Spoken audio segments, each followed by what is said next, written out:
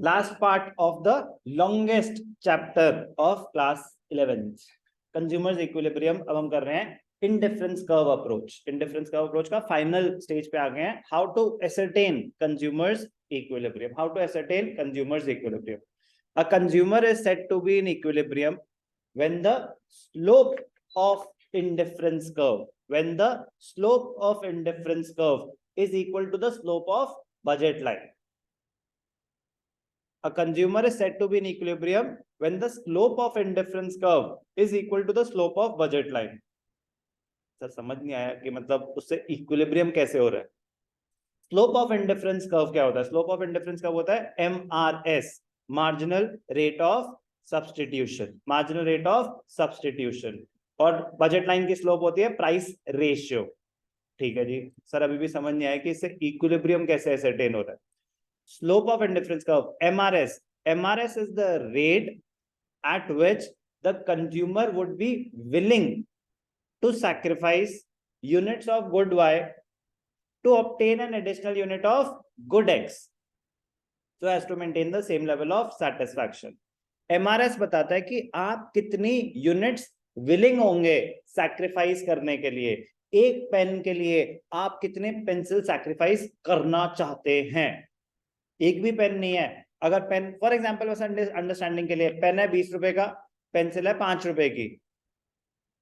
आपके पास 100 पेंसिल है, एक भी पेन नहीं है, तो एक पेन के लिए कितनी पेंसिल सैक्रिफाइस करने के लिए रेडी होंगे? 10, 20, 30, 40, कुछ भी हो सकता है। वो तो आपकी विलिंगनेस है ना, विलिंगनेस है। पेंसिल 5 रुपए की है, पेन 20 रुपए का है। बट जब आपके पास 100 पेंसिल हैं और आपके पास एक भी पेन नहीं है और बात हो रही है आपकी विलिंगनेस की, तो आप कुछ भी वो मतलब एक्चुअली 30 पेंसिल देने के लिए भी तैयार हो जाओगे कि भाई पेन चाहिए, मैं लिखता हूँ, ये आके मिटा जाता है। मैं लिखता हूँ मतलब मेरे को पेन चाहिए और फिर से 50 पेंसिल। यस, अब समझ आए पेन की इंपॉर्टेंस है आपके लिए बहुत ज्यादा, क्योंकि आपके पास एक भी पेन नहीं है। तो एक पेन के लिए आप 30 पेंसिल 40 पेंसिल्स देने के लिए रेडी हो जाओगे। अब एक पेन आ गया, दूसरे पेन के लिए आपकी विलिंगनेस गिरेगी, तो डिमिनिशिंग MRS, ऑल क्लियर, और विलिंगनेस है MRS, clear. On the other hand slope of budget line, price ratio बताता है how many units you have to sacrifice to obtain the additional unit of the other good. कह रहे pen कितने का है? 20 रुपए का।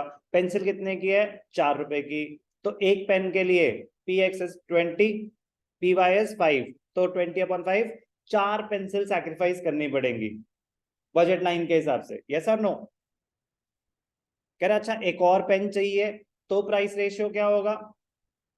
4 होगा। दूसरा पेन चाहिए, तीसरा पेन चाहिए, चौथा, 10 पेन चाहिए, तो भी 10th पेन, एक पेन के लिए आपको 4 पेंसिल ही सैक्रिफाइस करनी पड़ेगी प्राइसेस के अकॉर्डिंगली। तो इक्विलिब्रियम कब अटेन होता है? जब आपकी विलिंगनेस और मार्केट की रिक्वायरमेंट मैच कर जाए। आपकी विलिंगनेस कि आप कितना सैक्रिफाइस करना के लिए रेडी हो, और मार्केट के हिसाब से आपको कितना सैक्रिफाइस करना पड़ेगा। जब वो दोनों बातें इक्वल हो जाएं, तो मतलब आपने इक्विलिब्रियम अटेन कर लिया है, स्टेट ऑफ रेस्ट आ गया है। अब है बड़ी सिंपल सी बात, लॉजिकल सी बात, मतलब बहुत देर लगती है यहां तक पहुंचने में, है तो बड़ी सिंपल सी बात, लेकिन पहले समझ तो आए कि ये MRS क्या है, समझ तो आए ये प्राइस रेशियो क्या है, तब ये बड़ी सिंपल सी बात हो जाती है कि सर अगर मेरी विलिंगनेस ज्यादा होगी, जैसे फॉर एग्जांपल इनिशियली आप 20 पेंसिल्स देने के लिए रेडी हो, इनिशियली आप 20 पेंसिल्स देने के लिए रेडी हो, और मार्केट की रिक्वायरमेंट सिर्फ 4 है। सर जब मार्केट की रिक्वायरमेंट सिर्फ 4 है, तो मैं 20 पेंसिल दूंगा ही क्यों? दूंगा या नहीं दूंगा, बात तो हो ही नहीं रही। बात हो रही है कितने देना चाहते हो, विलिंगनेस पूछ रहे हैं आपकी, वो एक्चुअल थोड़ी ना है। वे थोड़ी ना बोले कि चलो दो, नो, विलिंगनेस कितनी है, तो विलिंगनेस हाई है। तो मतलब what happens when MRS is greater than the price ratio? What happens when MRS, अब disequilibrium condition explain कर रहा हूं, if MRS is greater than the price ratio, मतलब you are willing to sacrifice 20 pencils but the market requires only 4, so MRS is greater than the price ratio. What happens in that case? What happens in that case?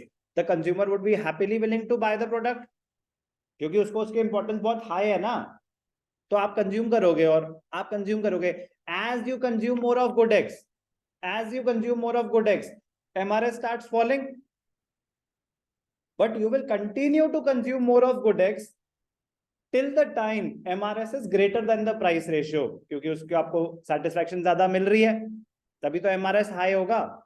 आप 20, आप willingness क्या थी 20, तो 20 is greater than 4, will you buy pen, will you consume pen? Why not? अभी तो आपके पास pen नहीं थे, पेन के लिए आप 20 पेंसिल देने के लिए तैयार थे। Will you buy the pen or not? As you consume more units of pen, the additional satisfaction derived from pen will increase or decrease?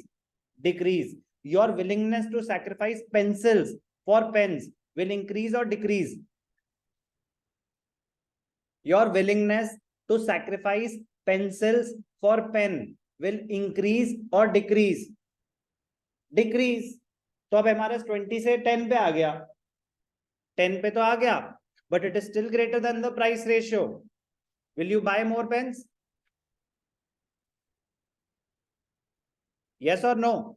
You're not sure. Will you buy more pens?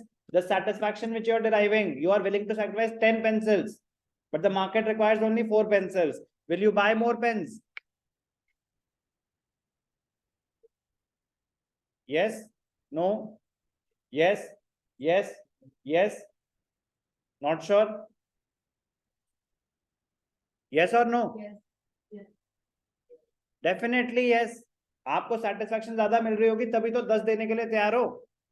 जब market की requirement सिर्फ 4 है और आप कह रहे हो मैं 10 भी दे दूंगा, मुझे पेन चाहिए, तो मतलब आपके लिए उसकी इंपॉर्टेंस हाई है अभी भी, तभी तो MRS 10 है। यस और नो? तो you will buy more pens as you consume more pens. अब MRS हो गया 5, the willingness to sacrifice will keep on falling. अब MRS 5 हो गया, MR प्राइस रेशियो अभी भी 4 है। Will you buy more pen? Yes, you will continue to buy more pens, good X in this case, till the time MRS is greater than the price ratio. समझ आ रहा है क्या बोल रहा हूं? अब आपने और पेन लेना है, ठीक है ना?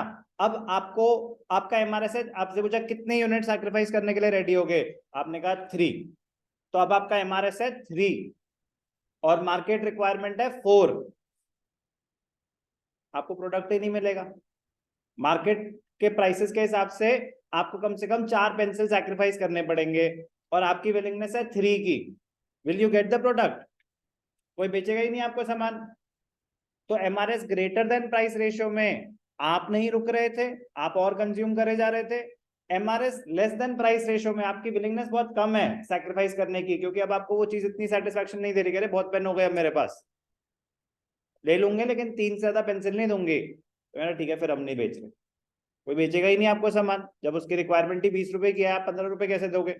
बिकेगा, मिलेगा नहीं आपको। तो बचा क्या पॉइंट बीच में? MRS equal to the price ratio, that is the stable situation, that is the point of equilibrium, that is the state of rest, जहां पे आप जितने विलिंग थे सैक्रिफाइस करने के लिए, मार्केट की रिक्वायरमेंट भी वही थी, वहां जाके एक इक्विलिब्रियम अटेन हुआ और maximum satisfaction हुई at the given prices with the given income. Okay, कोई doubt? तो equilibrium is attained. What do you mean by consumer's equilibrium? Meaning तो change होगा नहीं, meaning तो वही है, where the consumer derives maximum satisfaction. But you need to understand कि किस context में पूछा जा रहा है। अगर यूटिलिटी एनालिसिस में पूछा जाएगा तो इस लाइन के बाद आपको उसके हिसाब से बताना पड़ेगा कि 1 कमोडिटी के हिसाब से 1 commodity when MUX is equal to PX, 2 commodity के हिसाब से आपको ऐड करना पड़ेगा when MUX upon PX is equal to MUY upon PY। और जब इंडिफरेंस कर्व के हिसाब से पूछा जाएगा तो फिर आपको बात करनी पड़ेगी स्लोप ऑफ इंडिफरेंस कर्व और स्लोप ऑफ बजट लाइन के हिसाब से। But general meaning, consumer's equilibrium refers to a situation in which a consumer derives maximum satisfaction with no intention to change it and subject to the given prices and given income. The point of maximum satisfaction is achieved by studying indifference map and budget line together. तो मैंने जितनी बातें करी दोबारा सारी की सारी repeat होंगी, 100% रिपीट होंगी। वो सारी बातें इसलिए करी कि जब हम एक्चुअली ग्राफ बना के सेम बात दोबारा कर रहे हो तो आप रिलेट कर सके कि, क्योंकि बातें हैं टेक्निकल, बातें टेक्निकल है, कोई जनरल नॉलेज नहीं है। बट अब आप उस लेवल तक पहुंच गए हैं कि वो सारी टेक्निकल नॉलेज जो जो रिक्वायर्ड थी वो ऑलरेडी ट्रांसमिट हो चुकी है। तो अगर वो सब है आपके पास कि इंडिफरेंस की प्रॉपर्टीज क्या है, सारे मीनिंग्स क्लियर हैं, बजट लाइन की प्रॉपर्टीज क्या है, सारे मीनिंग्स क्लियर हैं, तो ये कुछ भी नया नहीं होने वाला। वो क्लियर नहीं है तो ये तो फिर बिल्कुल ही अलग बातें हो जाएंगी ना। तो ये तो मैं अज्यूम कर रहा हूँ कि इतने आराम आराम से पढ़ने के बाद इंडिफरेंस कर्व पे अलग कहानियां, बजट लाइन पे अलग कहानियां, वो सब क्लियर है। On an indifference map, higher the indifference curve, higher the level of satisfaction. So higher indifference curve represents higher level of satisfaction than any lower end. So consumer always tries to remain at the highest possible indifference curve, subject to his औकात, subject to his budget constraint. तो चलो बेटा अब आएगा मजा।